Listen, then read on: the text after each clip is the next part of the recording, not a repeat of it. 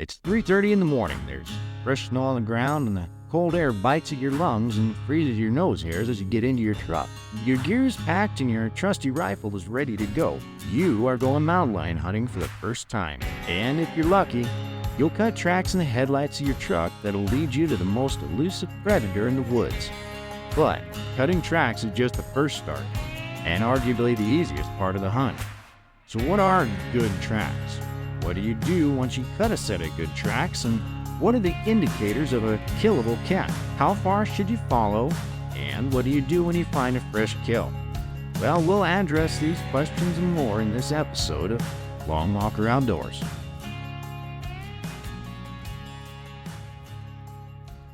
Okay, so the first thing we're going to talk about today is what type of tracks we're going to be looking for. So I know we covered this topic in our first episode when we talked about scouting, but I do think it's really worthwhile to kind of rehash it here. So really almost any adult cat can be considered a trophy when you're walking down a mountain lion or when you're boot hunting. Just so long as harvesting either sex falls within the hunting guidelines for your state. Every state is a little bit different on what their guidelines are. So make sure you follow whatever your state guidelines for your harvest tells you. But still, it's always good to know what you may be following, and mostly to ensure you don't get into an immature lion by mistake, because nothing's a bigger bummer than spending hours following a track only to wind up on a cat that you just don't want to harvest, or that you can't because of regulations. So most of mountain lion tracks, adult tracks, they're going to present as being round. They're going to be 2 3/4 to 3 3/4 inches in diameter. That's long ways across. Large toms, you're going to even have like a 4 inches or greater across. So it's going to be pretty obvious there. Most adult females, they're going to have tracks usually in that 3.5 inch or a little bit less. So as far as your tracks goes, you're going to have 4 toes. They're usually going to present without claws. The tracks are going to be asymmetrical, meaning that there's going to be a leading toe. There's going to be a definite toe that sticks out further than the other ones. Mountain lion tracks are going to have a large and M-shaped or kind of trapezoid-shaped palm with 2 lobes towards the front of the pad and 3 lobes towards the back. Now, depending on your tracking conditions, you may be able to see this better sometimes than others, but that's what it's supposed to look like. Your front tracks are generally going to be larger, and they're going to be more asymmetrical than the hind tracks. Hind tracks are going to be more round in shape. And really another way that you can kind of get an idea of what gender you're tracking there is to measure that heel pad. So a lion, how they walk is they're going to place one foot right in the same track left by the other foot. Usually that's that hind foot stepped in the same track left by the front foot. So that hind track is going to be usually the most distinct and the easiest to measure. So a female is going to have a hind foot pad usually less than 2 inches wide, where a male's is going to have more than 2 inches wide. It's pretty straightforward. Female adults, front foot pad, if you get a measurement on that, it's going to usually be somewhere between 2 and 2.5 inches.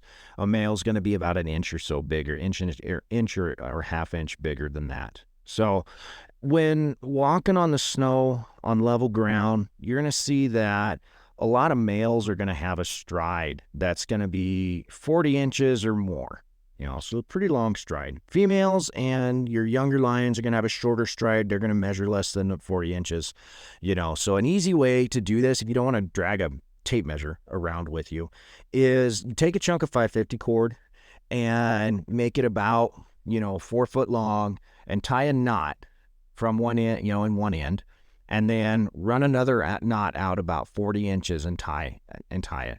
So that's going to give you your 40 straight across. And you can do the same thing. You can pre-measure, tie a couple of knots that are, 2 inches wide, tie another couple of knots that are 3 inches wide, and that kind of gives you a base method of measuring these tracks in the field without having to carry like a tape measure or anything heavy like that. Now, everything we went over, this is going to be our but. So there's always a but, right? They're just generalities, all right?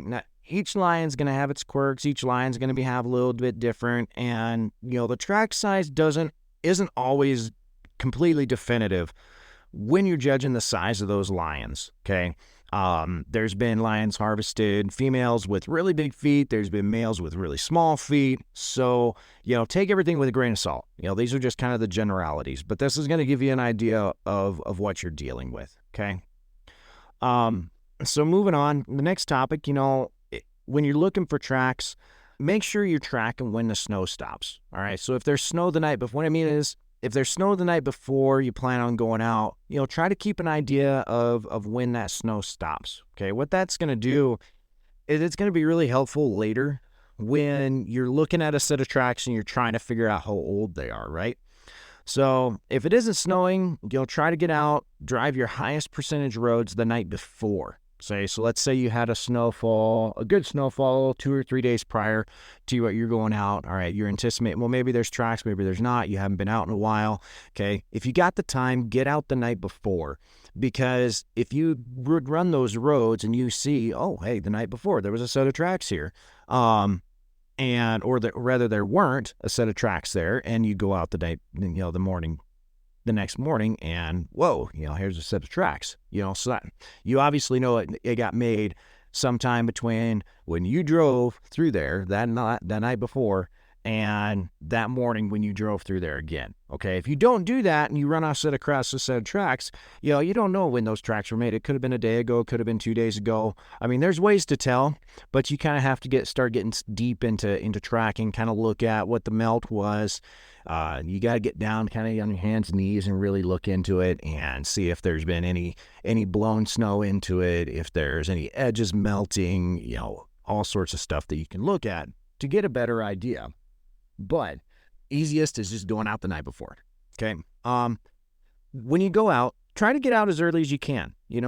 4, 5 o'clock in the morning is going to be great. If you can get up, a little bit earlier than that, so much the better. Okay, it's just going to maximize your time getting out there and running those roads.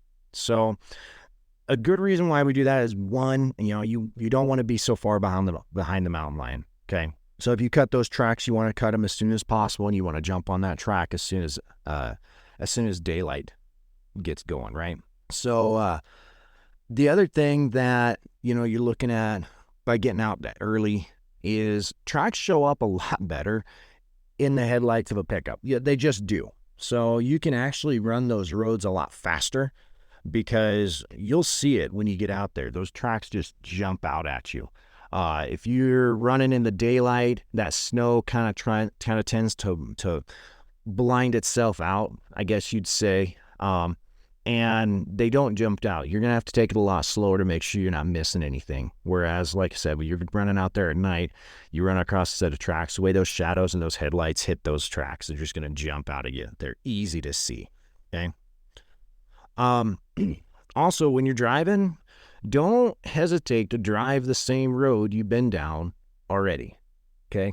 You want to give it a couple hours. You just don't want to up and down and up and down and up and down that same road. But give it a couple hours and then drive that road again. I've talked to numerous guys who have had, they either went in on a road where someone else had already been in on that morning and, lo and behold, they cut tracks, or, they've been down a road they were earlier in the day and, boom, there was tracks that, right in their tire tracks from before.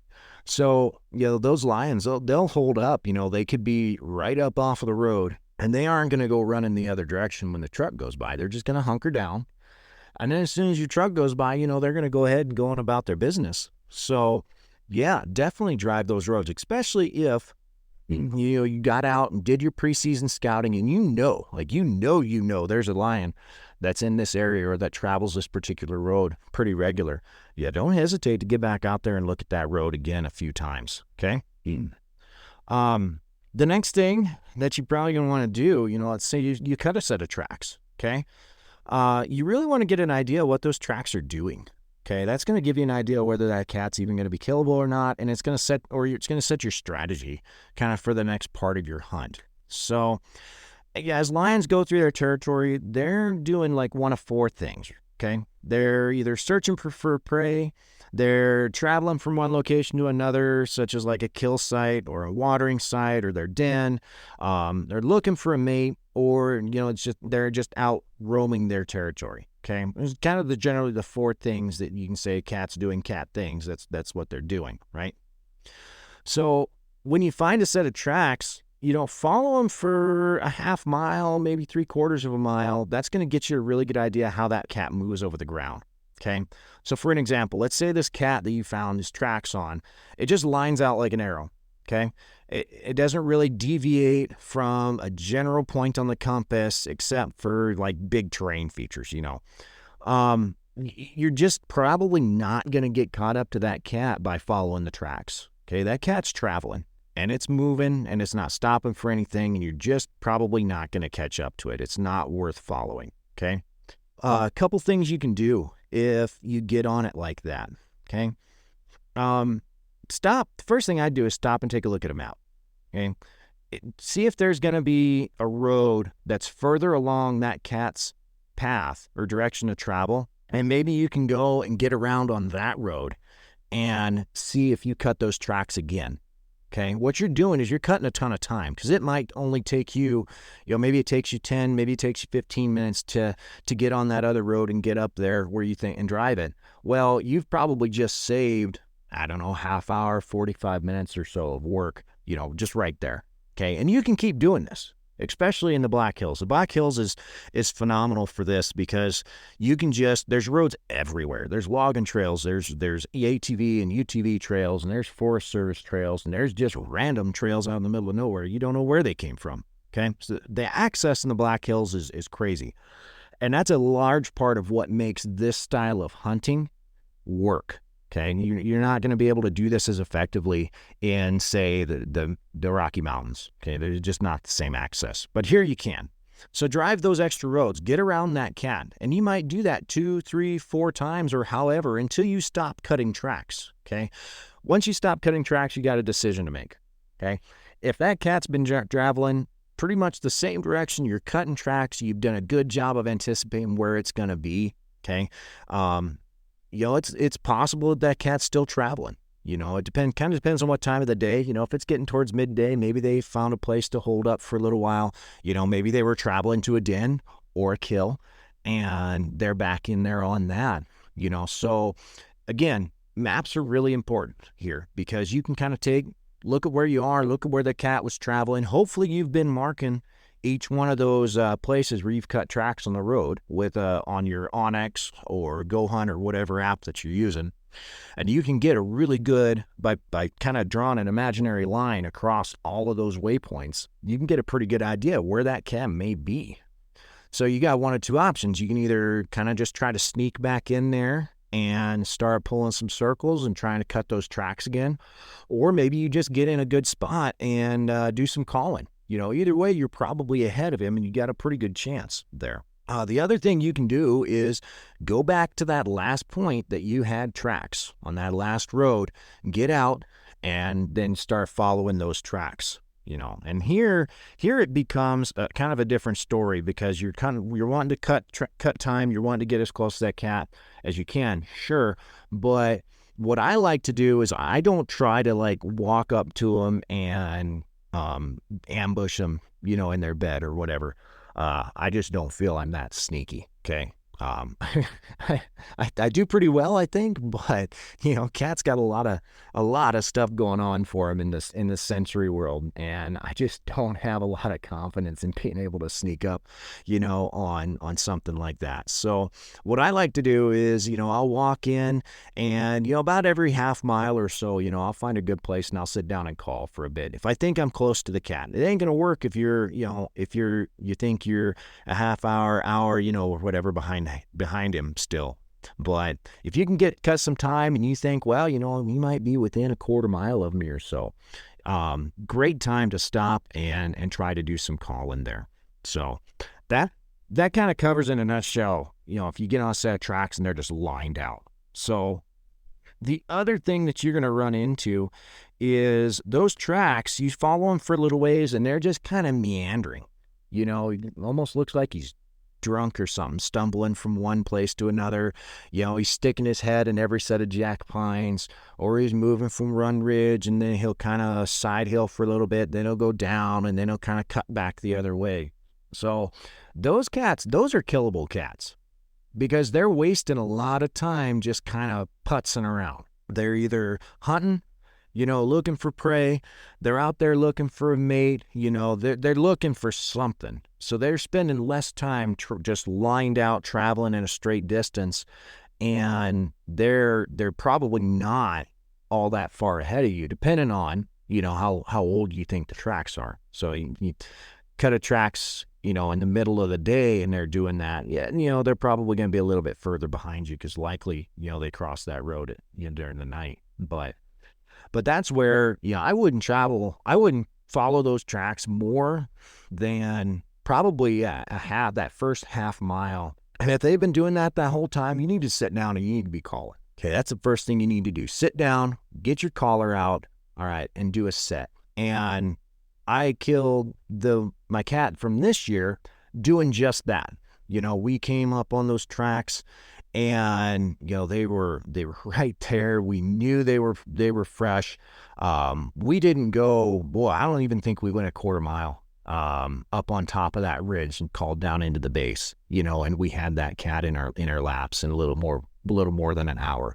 That cat probably wasn't more than 400 yards away when we sat down and started calling. So if they're wandering around like that, man, that's a good cat, and you need to get on it real hard. And if you don't get it on your first set, no problem. So get on those tracks again, follow them for another half mile or so, and sit down, do some more calling. Okay, try it again. That cat's wandering, like I said before, it's not going to be traveling hard, and it's probably going to be in the same area. So anytime you get behind a cat on a trail, okay, your main goal is really to be cutting distance. You want to get close to that cat. Now, like I said before, I'm not one to try to sneak right up into their bedroom, so to speak. But I'm going to want to be within a couple hundred yards, ideally, or 300 yards, when you start to sit down and call. Okay, it's going to give you the best option for getting that cat in there.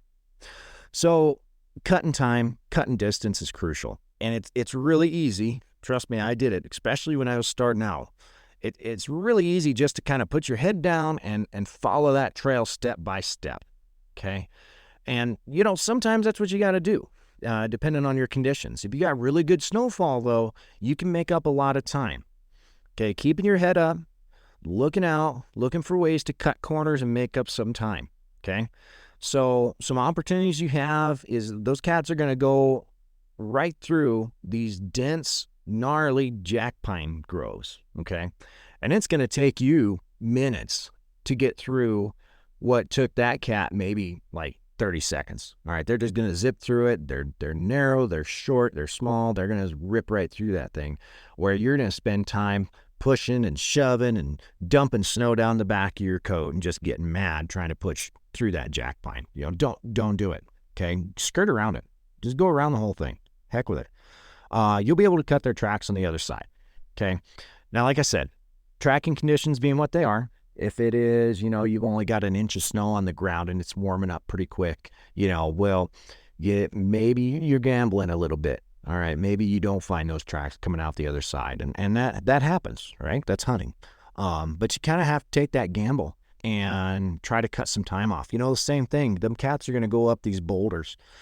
And it's amazing how they can travel the land. They'll take these big nests of boulders, and they'll just flow over it, okay? And here you come, your big stompy feet crashing and falling off the dang things and bumping your rifle and just making a racket and just getting mad and losing time, okay? All right, go around the thing. Again, don't waste your time trying to crawl up the thing and over it. Go around it, cut their tracks on the other side, it's going to mean a few more steps on your step tracker there. But trust me, you're going to save some time, and it's going to save you some wear and tear, at the end. And, taking your field glasses, looking ahead, seeing what the tracks are doing. If you're going down a side hill, you can look down and you can kind of see, what those tracks are doing out in front of you. If that cat's been zigzagging and moving around quite a bit, and you can look down into the bottom of this drainage and you can see the tracks down there in the bottom of this drainage. Well, don't bother yourself trying to follow them tracks all over the side hill, cutting back and forth and up and down and sideways, right? Just hit the bottom of that drainage, get on the tracks again, and start moving out from there. That's where your field glasses come in real handy. Having a good set of binos. They don't have to be crazy 10, 15, 20 power, whatever. Just good set of binos so you can look ahead of you a little bit and try to get an idea where that cat was moving. Hopefully, save your time.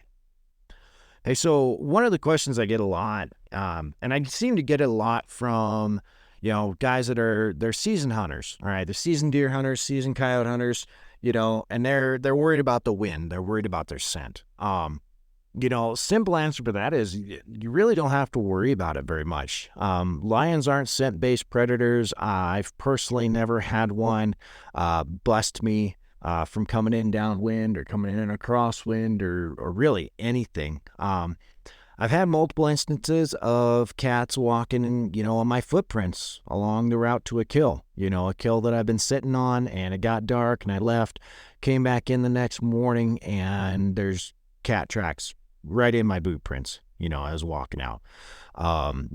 Even this year, I got on a kill, and I think I talked about it in one of the other episodes, but short story, I got on the kill, and we looked at the tracks, and we could tell that it was a adult female and a subadult, right? So couldn't hunt it, but wanted to leave a trail camera there and just to see what went on.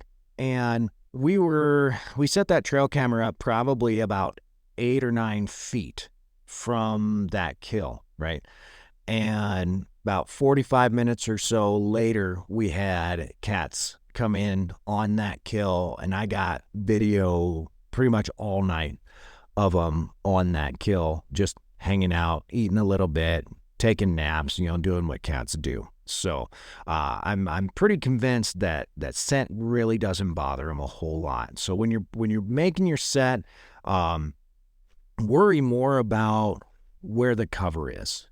Because what they will do is they will bust you quick on movement.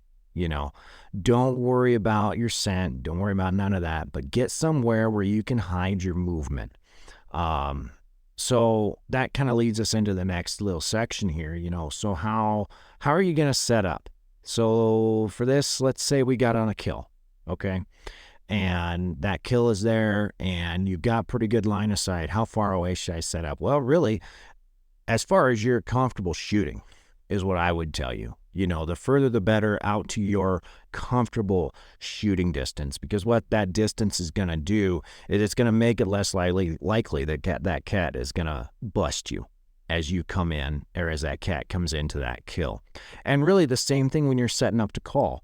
You want to dislocate that caller away from where you are sitting as much as you can. Most of the collars you can get nowadays, you can set them out 50 yards, 100 yards, 150 yards, so just depending on kind of what your setup is and how far your remote allows you to disconnect from your caller, do it. The last 2 cats I've called in and killed, I think one I had my caller set up about 80 yards away, and the last one I had it set up, 30 or 40 yards away.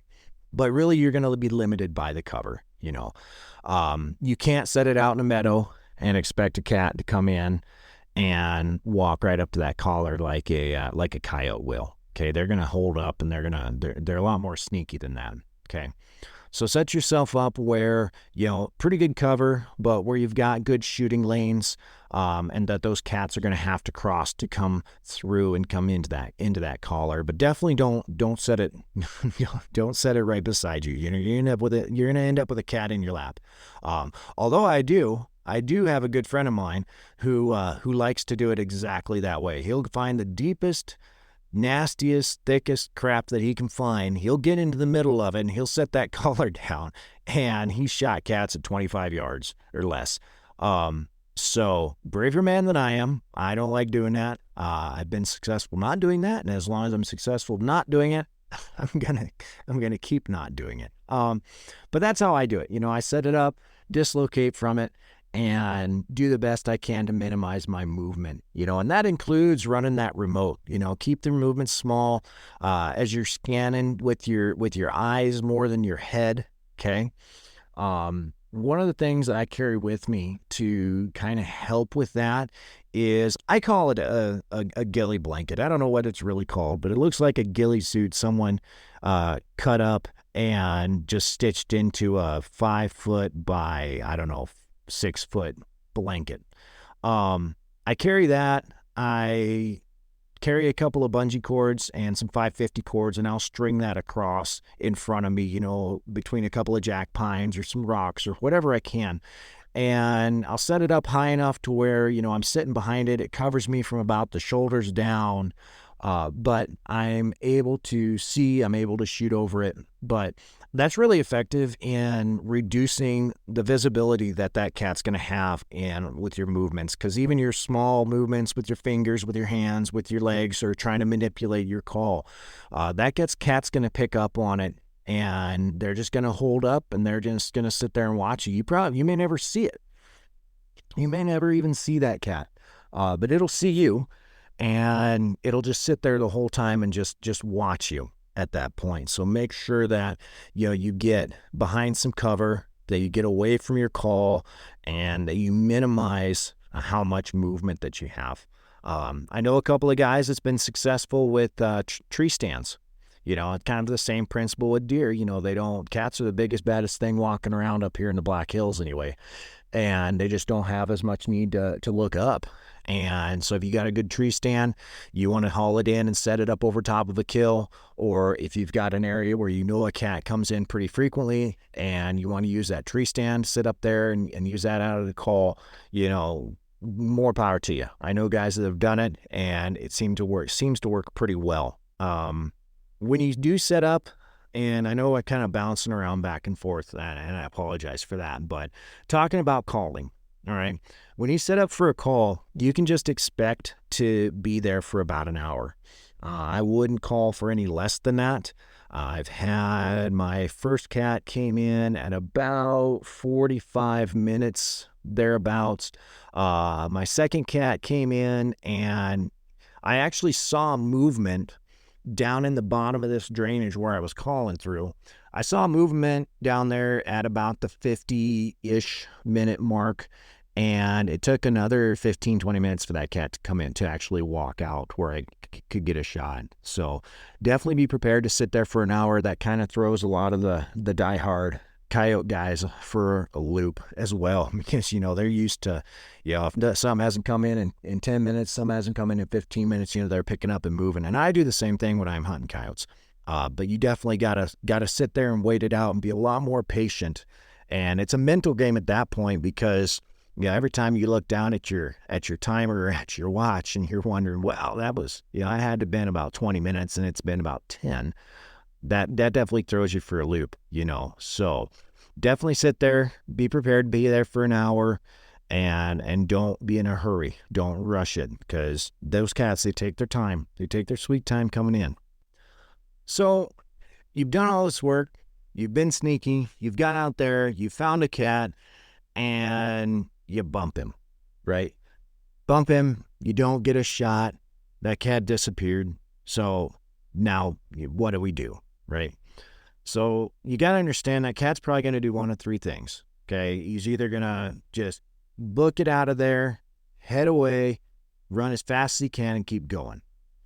The other thing they can do is they can run, a short distance, and then they're just going to slow down, and they're just going to kind of keep moving in the direction they were going. Maybe you were on their trail, you got a little bit close to them, and you bumped them, but you really didn't bother them all that much. Okay. The other thing they're going to do is they're going to run a short distance, and then they're going to start circling back. All right. And if you really bump them, this is a good likelihood of what they're going to be doing. So about, 3 or 4 years ago, I was over by the town of Keystone, and I got on this trail of a cat. I mean, this was a hot, fresh track. I mean, he couldn't have gone through minutes before I found that track, and I had to wait for about a half hour before daylight. So I was right behind this cat. If you're a half hour behind him, and you are right behind him. But I hadn't perfected my calling game. I really didn't call at all for cats at that point. I was just determined to just walk one down. And so I got on this cat, and I followed him, and I was actually running over top of or walking across the top of this ledge. And it was about 20 feet straight down off this ledge, and I could see these cats' footprints walking along the ledge. And then I looked down, and I could see those footprints coming back towards me. So I stood there for a minute and tried to kind of figure out what I was going to do. And finally I decided I couldn't see any place where I could get down from where I was. So I decided that I'd just go ahead and keep walking along until I found the first place I could get down, and then get down and walk those tracks back. Well, I took another 15 or 20 steps or so and heard a noise back and behind me, and I just see this flash of brown running full tilt out of my sight. That cat, once I finally got down and got down along that ledge, and I could see what had happened, so that cat had been bedded down almost right below me. Had heard me walk by, waited till I got by, and then jetted out of there. There was a little bit of an undercut in that ledge, and she'd gotten backed up right in there. So I took off after her. I was hot on her heels. And before very long, she started circling, and I started cutting my own tracks. And that got kind of spooky. Here it's like I said, I haven't been hunting cats very long. And that got really spooky really quick, because I know that cat is just right behind me, just circling, just keeping herself behind me. And we play this little circle jerk game all the way down, almost all the way into Keystone before I finally had enough. But that's what she did. She just kept circling around, and I'd cut my tracks, and she just kept ahead of me, right? So that's the other thing that they'll do. If they do that, knowing what I know now, I'd probably take off and try to run a little ways and then get ahead of them and bed down, because they're kind of tracking you at that point. You'd slow down and keep an eye out behind them. Maybe you can set up and ambush them, somewhere along the way. But either one of those scenarios, they're kind of hard. Probably that second scenario where they should run off a ways and then slow down and keep traveling. That's probably your best bet for getting a second shot at that cat. You really didn't bother them a whole lot. Follow them for another, quarter mile or so, half mile, and then maybe sit down and try to call and see if you can get them pulled back or not. But yeah, either one of those, well, once you bump a cat, it's going to be pretty hard. So we already talked about calling a little bit. We talked about electronic calls. We talked about kind of where to put that call and kind of when to call as you're following that cat track. But I'm going to touch on it again here in just a second. I don't like using hand calls, and it's not because they aren't effective. They're super effective. Especially when you're using them on coyotes and such. And a lot of times I think they're better than electronic calls. And I would sure like to use them more. I just suck at using them. So that's why I don't use them when I'm calling coyotes. But for cats, I think you're best off with an electric call. And here's why. Okay, we talked about it before, where you can dislocate away from the call, where you're not calling them right into your lap. You really cannot do that with a hand call. You're using that hand call, you're blowing on it, you're doing whatever, and it's right there in your face, and you can't get away from it. So, that's one reason why. The other reason why is because it's really hard to make cat vocals with a hand call. I honestly don't know of any hand calls that are designed to make mountain lion sounds. And there's a whole bunch of sounds that you can use. There's cat in heat, there's begging, there's, they've got a whistle, and it's wild because it sounds just like a bird. And after you've heard it for a few times, it makes you wonder, how many times have I been walking through the hills chasing deer or whatever, hearing these birds, and how many times has that been a lion? Because it does. It just sounds like a bird. It's pretty wild.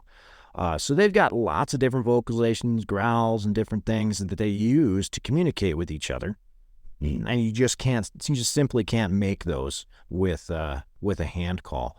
And I know that there's a lot of people that have been really successful at using different types of distress calls to call in those cats. But I have by far and away been more successful using mountain lion vocals to call in my cats than I have with anything else. In fact, I can't say that I've ever called in a cat with anything but mountain lion vocals. So Fox Pro has a set of sounds that actually work pretty well.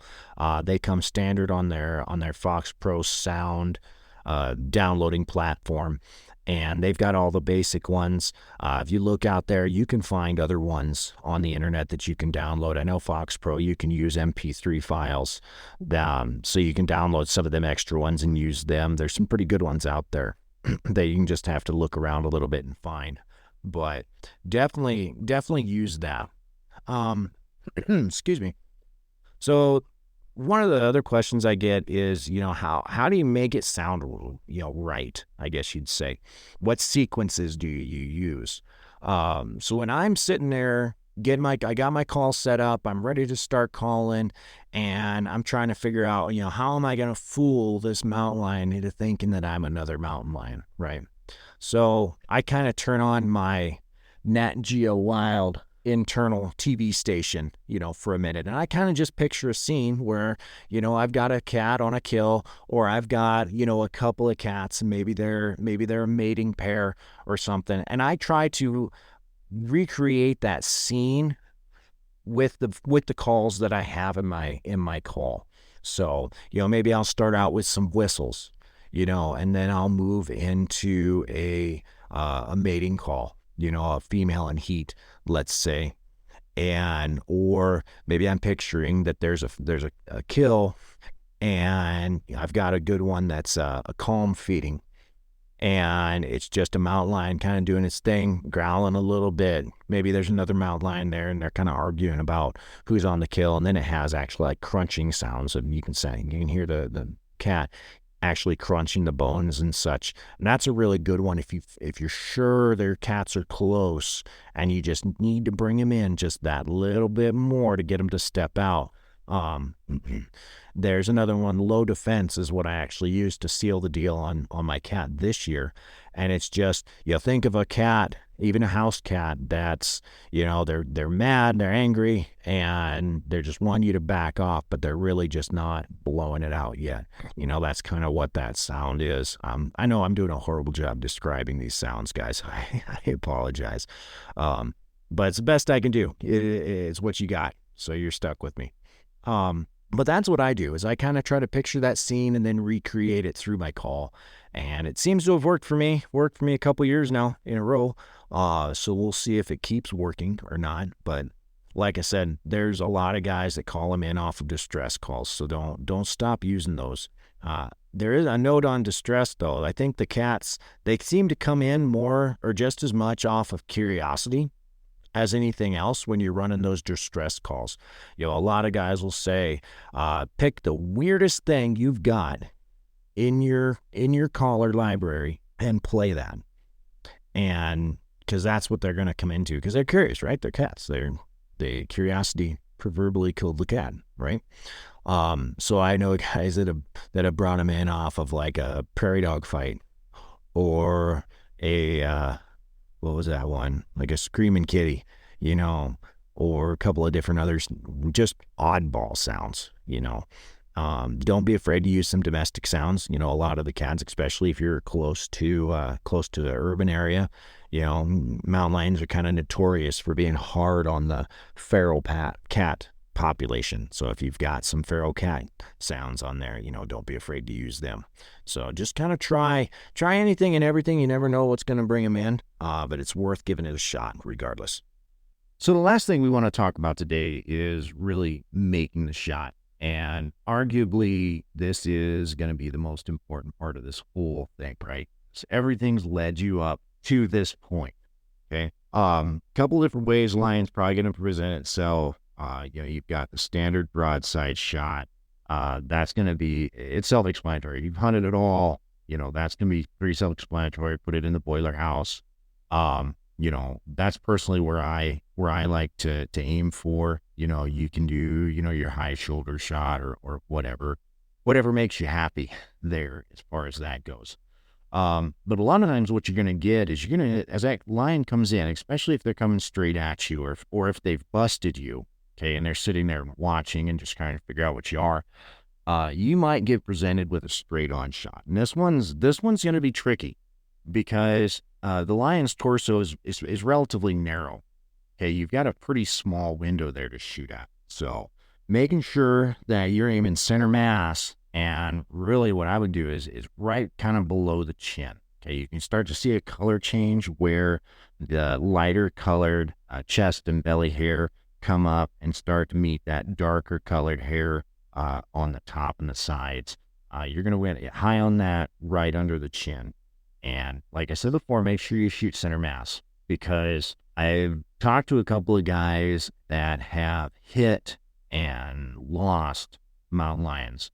And what has happened, I think, of course, I've got nothing but experience and some educated guesses to make this statement. But what I think happened was, I think because they're so wide, there's so much muscle on that shoulder that bullet went in between their rib cage and their shoulder and just kind of skirted along the ribs and went in and out, not really hitting anything vital. Maybe it broke the shoulder, maybe it didn't, but it didn't actually make it into that chest cavity and reach anything vital.